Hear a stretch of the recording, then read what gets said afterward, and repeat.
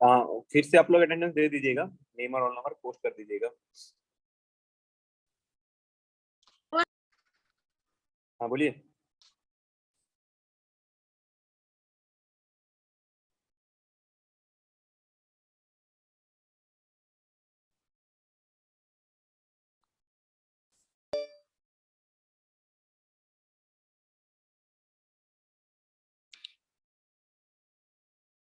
हाँ देखिए, जब इस तरह से करेक्टरिस्टिक क्वेश्चन जब आपका हायर ऑर्डर में रहेगा, हायर ऑर्डर मतलब कि आपका 4 5 6 के टर्म में रहेगा, तो आपको जो सिंप्लीफिकेशन है वो स्टेबिलिटी चेक करने के लिए टफ होगा।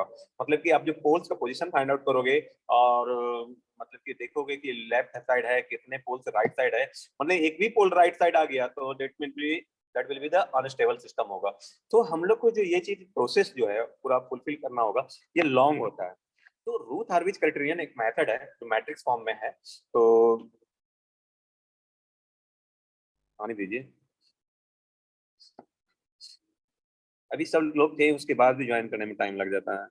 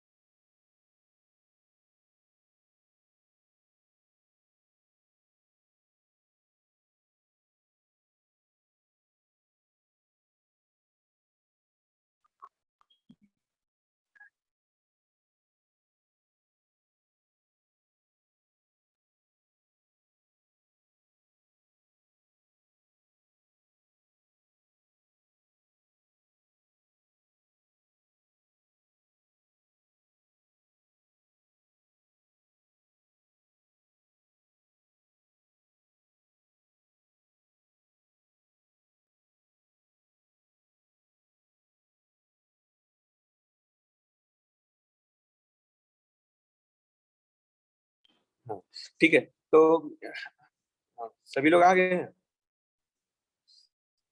तो देखिए, तो इसको जो फाइंड आउट करना होगा, जो इसका करेक्टरिस्टिक क्वेश्चन जो है उसका जो आपको poles zero position find out करने के लिए टफ होगा। इसके लिए रूथ हर्विज ने मैट्रिक्स फॉर्म में मेथड दिया, उसको सॉल्व करके आप लोग इजी वे से फाइंड आउट कर सकते हो कि कितने पोल्स लेफ्ट साइड है, कितने पोल्स राइट साइड है, और how many poles are on imaginary axis, मतलब कितने पोल्स इमेजिनरी एक्सिस पर भी है, तो वो भी फाइंड आउट कर सकते हैं। क्योंकि अगर इमेजिनरी एक्सिस पर अगर आपका है मल्टीपल पोल्स ही आएगा, इमेजिनरी एक्सिस पोल पर पोल्स है तो ऑक्सिलरी स्टेबल होता है, मतलब कि ना कि अनस्टेबल भी होता है ना कि फुल्ली स्टेबल होता है, वो पार्सली स्टेबल होता है। ऑक्सिलरी स्टेबल बोलते हैं, जैसे कि आपका साइन वाला जो टर्म है, साइन वाला जैसे कि 1/s² प्लस a² आप इसका देखोगे तो साइन 80 निकलेगा, और इसमें देखोगे क्योंकि दो पोल्स है जो कि यहाँ पर है, इमेजिनरी एक्सिस पर है, -a प्लस ए जे, तो ये इससे भी बता देगा कि कितना पोल्स आपका इमेजिनरी एक्सिस पर है। तो ये जो रूथ है, लेकिन इसका एक ड्रॉबैक है, एग्जैक्ट लोकेशन नहीं बता पाएगा, कि एग्जैक्ट लोकेशन नहीं है कि आपका यहीं पर ही पोल्स होगा और यहीं पर है, ये नंबर बता सकता है सिर्फ। तो उसी को हम लोग कहते हैं रूथ हार्विज क्राइटेरियन।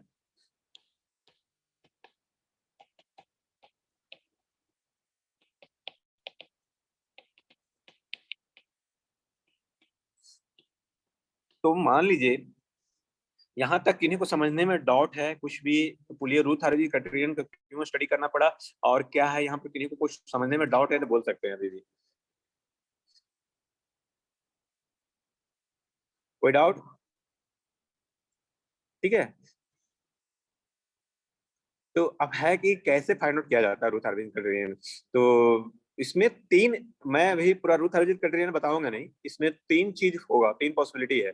आप लोग मतलब कि इसमें हम लोग जो स्टडी करेंगे उसके बारे में डिस्कस करता हूँ रूथ हार्विज क्राइटेरियन में। पहला स्टडी करेंगे कि number of poles right side और लेफ्ट साइड फाइंड आउट करेंगे। सेकेंड कहां से? इमेजिनरी एक्सिस से।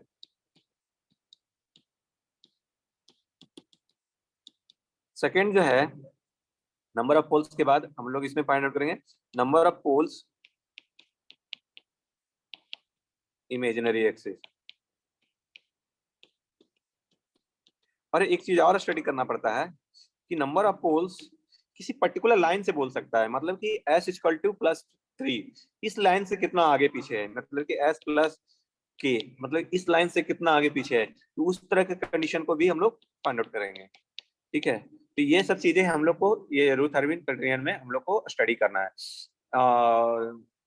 यहाँ तक इन्हीं को कुछ समझने में डाउट है तो बोलिए।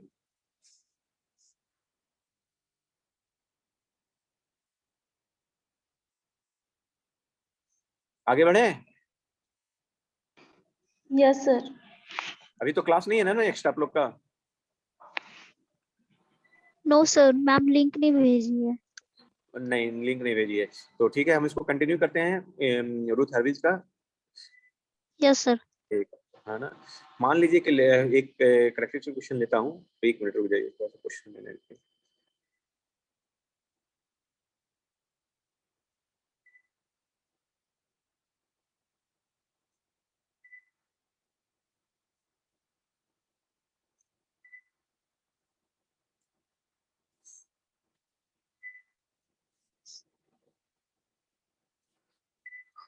गलत है जी।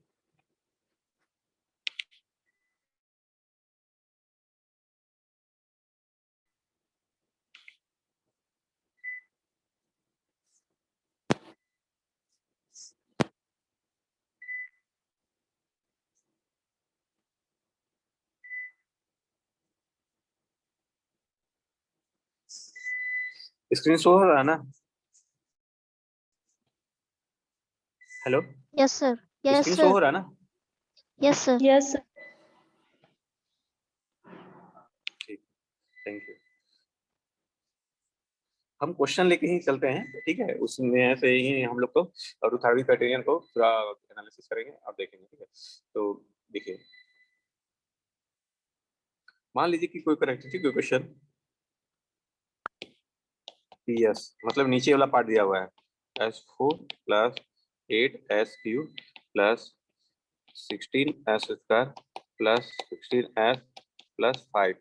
ठीक है, इसका करेक्टरिस्टिफिकेशन दिया हुआ है हमको। रूथ पहले रूथ एरेज हम लोग को डिजाइन करना है और वहां से फाइंड आउट करना है कि कितना पोल्स राइट साइड है, कितना पोल्स लेफ्ट साइड है। तो रूथ एरेज के लिए देखिए, जब मैक्सिमम पावर जितना है वहां लिख दीजिए S4 फिर SQ फिर S², S1 S0, इसको साइड कर दीजिए।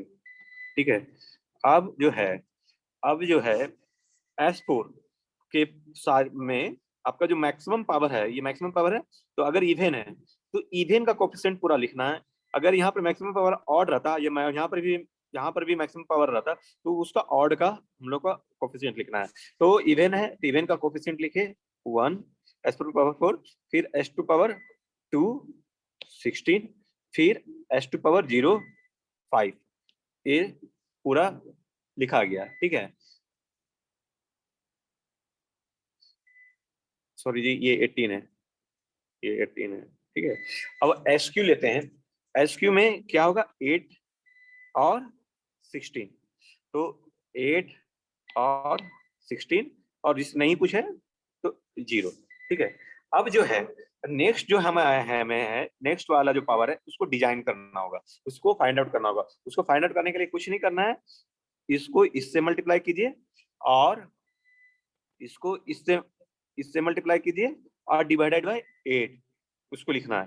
फिर ये यहाँ पर एक मान लीजिए कि ये करने के बाद आपको यहाँ पर एक टर्म आया A1 और फिर नेक्स्ट B1, यहाँ पर वाले टर्म के लिए, इस टर्म के लिए A2 के लिए आपका फिर 8 × 5 मल्टीप्लाई करना होगा और फिर 1 × 0 डिवाइडेड बाय 8, तो इस तरह करके A2 निकलेगा। फिर बाकी तो भाई 0 है तो वो होगा।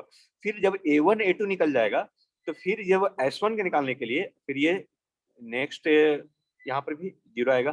फिर नेक्स्ट B1 निकालने के लिए और B2 निकालने के लिए, तो B1 के लिए A1 एंड 60 मल्टीप्लाई कीजिएगा, फिर 8 A2 मल्टीप्लाई कीजिएगा डिवाइडेड बाय A1, हम कर लिख देंगे। तो B1 फिर A1 0 और A2 ये फिर 0 8 0, तो ये B2 क्या आ जाएगा आपका इक्वल टू 0 आ जाएगा।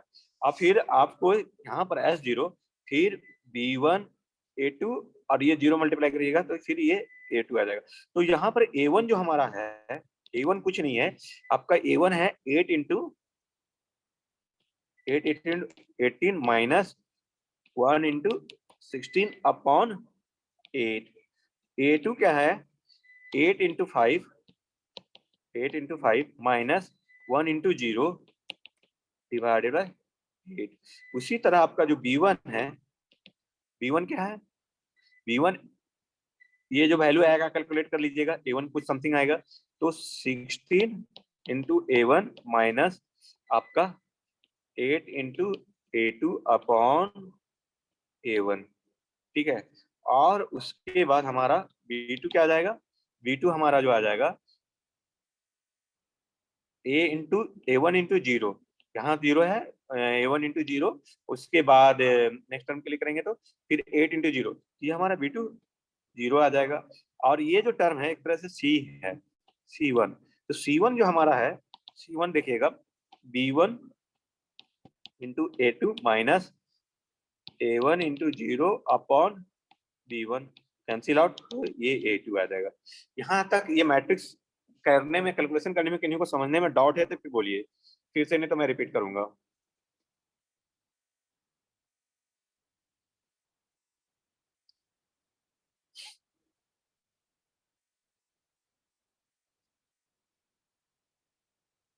किन्हीं को डाउट या फिर से रिपीट नो करें? सर।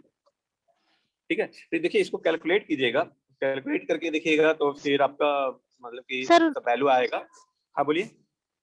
सर A1 का वैल्यू 16 है, A2 का 5, B1 का 13.5 और C1 A1 का का 5। कितना है वैल्यू, A1 का वैल्यू कितना A1 आया 16, 16, A2 का वैल्यू कितना आया 5, 5 है ना, B1 का वैल्यू और कितना है B1 का 13.5, 5, फिर B2 0 है, C1 का वैल्यू कितना है 5। 5, ठीक है गुड।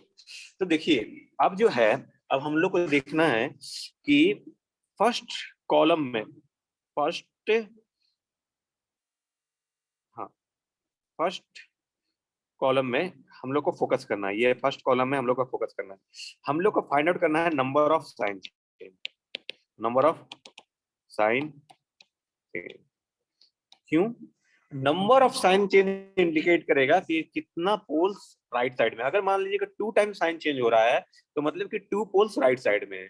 अगर 0 टाइम्स साइन चेंज हो रहा है तो आपका 0 पोल्स राइट साइड में है। तो यहाँ पर देखिए वैल्यू A1 इक्वल टू बताए हैं लोग 60, और A2 को छोड़ दीजिए, A2 को हमको फोकस नहीं करना है। फिर B1 इक्वल टू हमारा 13.5 है, 13.5 है, और A2 इक्वल टू हमारा क्या है 5 है। तो सारा देखिए जो स्टार्टिंग हुआ सारा क्या है पॉजिटिव है, तो no sign change, number of no sign change in first column. It means क्या हुआ, ऑल सिस्टम स्टेबल। 4, कितना पोल्स होगा यहाँ पे, ऑर्डर 4 है तो 4 पोल्स होगा, ठीक है, तो 4 पोल्स होगा, all 4 poles will be in left side। ठीक है, यहाँ तक किन्हीं को समझने में कोई डाउट है तो बोलिए। अब जो है मान लीजिए कि S4 SQ S² S1 S0 रहता, उसमें 4 3, ये तो जो आपका है इक्वेशन है उससे रहता। फिर यहाँ पर आपको कोई आता 5 आता, यहाँ पर -6 आ जाता, और यहाँ पर भी -7 आता। अब बताइए कि कितना बार साइन चेंज हुआ है, कोई बताइए, अंकित बताओ तो बाबू कितने बार साइन चेंज हुआ है? सर साइन तो प्लस से एक बार माइनस हुआ है, मतलब 2 बार मतलब एक ही बार साइन चेंज हुआ है। तो देखिए प्लस से यहाँ पर माइनस। हाँ, तो लोग कंफ्यूज होते हैं कि माइनस माइनस माइनस जा रहा है तो 2 बार बोल देते हैं, लेकिन नहीं, एक बार प्लस प्लस चल रहा है, प्लस के बाद सीधा माइनस आया तो माइनस कंटिन्यू हुआ, तो नंबर ऑफ साइन चेंज कितना हुआ, नंबर ऑफ साइन चेंज कितने टाइम्स हुआ, 1 टाइम्स। तो 1 टाइम्स जो हुआ तो मतलब कि एक पोल्स जो आपका है 1 poles will be right side और रेस्ट 3 पोल्स लेफ्ट साइड होगा।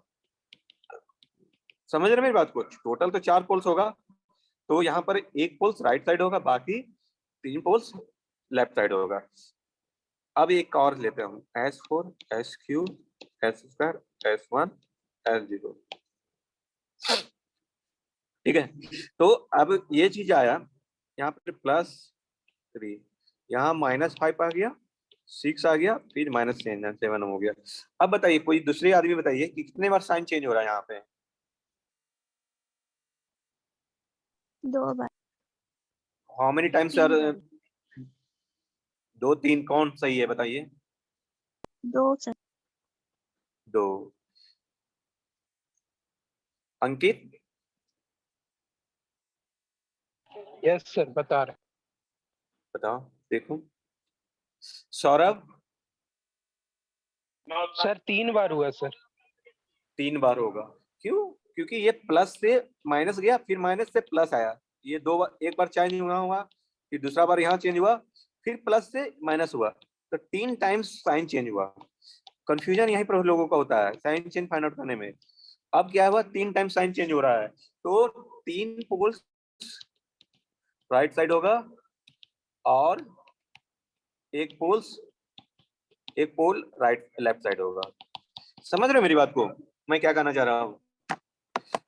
फर्स्ट ऑफ ऑल आप लोग को साइन चेंज फाइंड आउट करना है बढ़िया से। साइन चेंज फाइंड आउट करने के लिए सीख गए तो फिर वहां से आपको ये इजी वे से पता चल जाएगा कि कितने पोल्स राइट साइड होगा, कितने पोल्स लेफ्ट साइड होगा। यहाँ तक समझने में किसी को डाउट है तो बोलिए।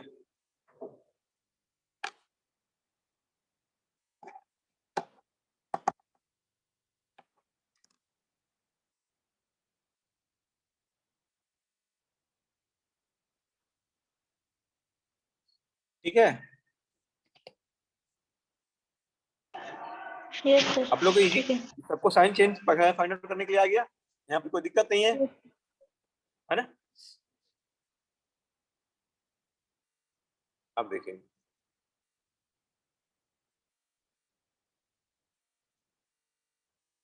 अब देखिए, अब जो है एक मैं मतलब कि क्वेश्चन लेता हूँ, आप वहां पे देखिएगा।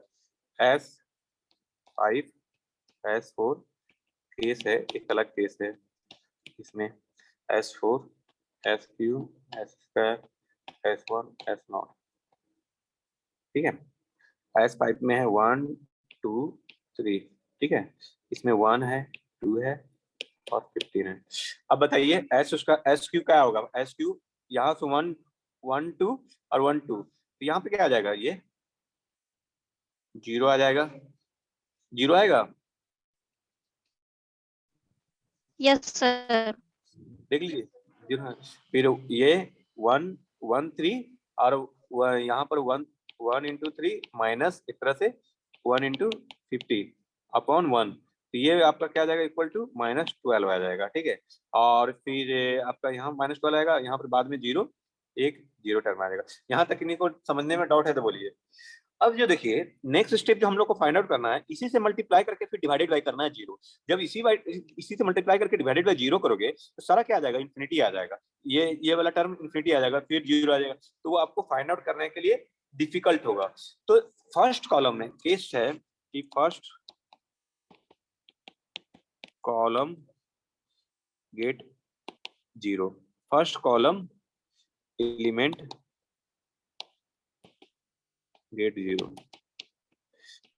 कोई भी फर्स्ट कॉलम एलिमेंट में कोई भी कहीं भी SQ नहीं हो सकता, S2 भी हो सकता है, कहीं भी आप 0 फाइंड आउट कर रहे हो तो उसके इक्वल टू एक कोई टर्म कांस्टेंट सिग्मा या ABC कुछ भी कांस्टेंट टर्म मान लो, और वो कांस्टेंट टर्म मान के आप अपना आगे इक्वेशन आप सिंप्लीफाई कर सकते हैं। तो आप इसको कांस्टेंट टर्म मान लिए, अब इसको सिंप्लीफाई कीजिए, तो 2 सिग्मा, फिर ये +12 अपॉन सिग्मा, और फिर ये नेक्स्ट टर्म क्या आ जाएगा, 15 इंटू सिग्मा और अपन सिग्मा क्या हो जाएगा 15 हो जाएगा। उसके बाद एप्सिलेंट है, समझिए एप्सिलेंट है। और उसके बाद आपका S1 इक्वल एस स्क्वायर का निकला, S1 इक्वल टू फिर क्या आ जाएगा, फिर इसको इससे -12 से मल्टीप्लाई करके फिर ये पूरा मल्टीप्लाई करना होगा। उसके बाद जो भी आएगा तो यहाँ पर आपको लिखना होगा, मतलब कि -12 इंटू, मान लीजिए हम इसको के मान लेते हैं, के माइनस आप इसको एप्सिलेंट 15 एप्सिलेंट अपॉन ये के, और ये 0 आएगा और ये 15 आएगा। अब देखिए यहाँ पर हमको नंबर ऑफ साइन चेंज कैसे देखना होगा। तो यहाँ पर आपको नंबर ऑफ साइन चेंज करने के देखने के लिए आपको एप्सिलॉन टेंड्स टू 0 पुट करना होगा, लिमिट लगाना होगा, और बाया लिमिट आप लोग को इसको चेक करना होगा कि किधर जा रहा है, पॉजिटिव हो रहा है या नेगेटिव हो रहा है। तो यहाँ से आप लोग को इस तरह से आप लोग को साइन चेंज फाइंड आउट करना होगा, और मतलब कि इजी वे से फाइंड आउट कर सकते हो। कि पहला वाला में देखिए एस स्क्वायर वाला में, ये तो एस टेंड्स टू 0 0 है, 0 मिल भी पॉजिटिव साइन। अब यहाँ पर आइए, ये एस स्क्वायर वाले में 2 epsilon plus 12 upon epsilon limit epsilon to 0 0 put करोगे क्या आ जाएगा इन्फिनिटी। तो ये इन्फिनिटी भी आ रहा है, कैसा आ रहा है पॉजिटिव इन्फिनिटी, तो पॉजिटिव साइड आ रहा है। ठीक है, अब नीचे जो सेकंड वाला जो है इसको जो मल्टीप्लाई करेंगे आप लोग, -12 into 2 epsilon plus 12 upon epsilon minus 15 epsilon upon के 2 एप्सिलॉन प्लस 12 अपॉन एप्सिलॉन। ठीक है, जब इसको सॉल्व करोगे तो ये आ जाएगा सब -12 आ रहा है, -12 आएगा। ठीक है, -12 आएगा, गुड। आप कर लिए हैं, लेकिन और बच्चे लोग जो नहीं कर पाएंगे उनके लिए बता रहा हूँ। -12 into 2 epsilon plus 12 minus 15 epsilon square, और एप्सिलॉन का एप्सिलॉन नीचे से कैंसिल आउट हो जाएगा, तो 2 एप्सिलॉन प्लस 12 आएगा। जब आप एप्सिलॉन इक्वल टू 0 पुट करोगे तो -12 और ये +12 रहेगा, बाकी 0 हो जाएगा, ये 12 डिवाइडेड हो जाएगा तो -12 आएगा। तो यहाँ पर क्या आ जाएगा आपका -12 आ जाएगा, फिर यहाँ 15 आ जाएगा। तो आप देख रहे होगे साइन कितना चेंज हो रहा है, 2 टाइम्स हो रहा है, एक पॉजिटिव से नेगेटिव, नेगेटिव से पॉजिटिव, तो 2 टाइम्स साइन चेंज हो रहा है, 2 टाइम्स साइन चेंज हो रहा है। तो मतलब कि 2 पोल्स राइट साइड होगा और 3 पोल्स लेफ्ट साइड होगा। यहाँ तक समझने में किसी को डाउट है तो बोलिए।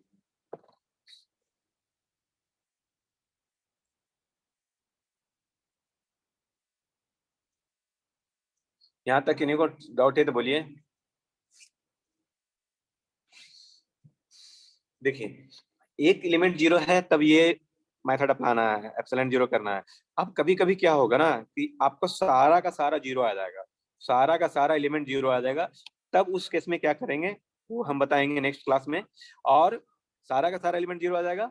अब यही अभी जो हम लोग देख रहे हैं लेफ्ट राइट, वो इमेजिनरी एक्सिस के अक्रॉस देख रहे हैं। इमेजिनरी एक्सिस से कितने पोल्स राइट साइड है, कितना लेफ्ट साइड है। अब कभी कभी बोल देगा कि एस इक्वल टू 2 से देखना है, एस इक्वल टू 2 मतलब s-2 से 0 करना होगा। तो आपको s इक्वल टू 2 क्या होगा, यहाँ पर 2 के आगे कितना है, लेफ्ट साइड कितना है और राइट साइड कितना है, ये चीज हमको फिर फाइंड आउट करना होगा। तो ये दो चीज हम लोग नेक्स्ट क्लास में डिस्कस करेंगे।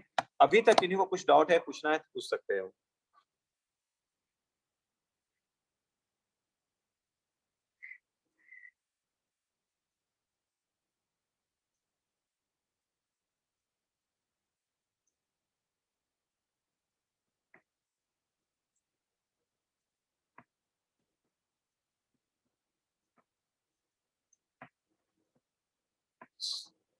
कोई डाउट?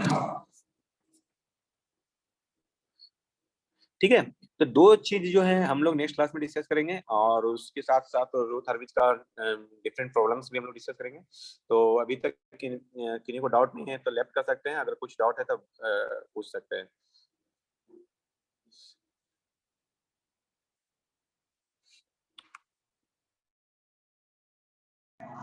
Thank you sir.